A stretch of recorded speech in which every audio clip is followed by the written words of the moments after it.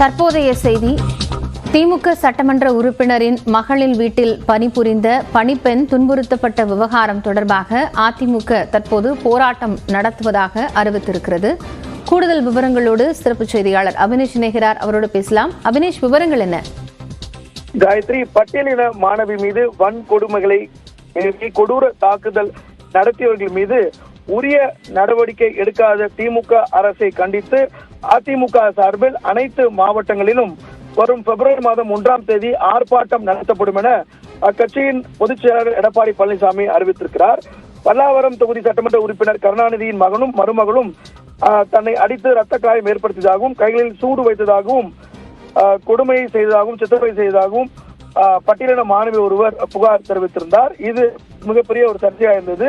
இந்த நிலையில் கருணாநிதி அவர்களுடைய மகளும் மருமகளும் தன்னுடைய ஜாதி பெயரை சொல்லி தன்னை கொடுமைப்படுத்தியதாகவும் பாலியல் ரீதியான அருவருக்கத்தக்க வார்த்தைகளால் தன்னை வசைப்பாடியதாகவும் கொத்தரிமை போல் நடத்தியதாகவும் அவர் குற்றச்சாட்டை முன்வைத்திருந்தார்.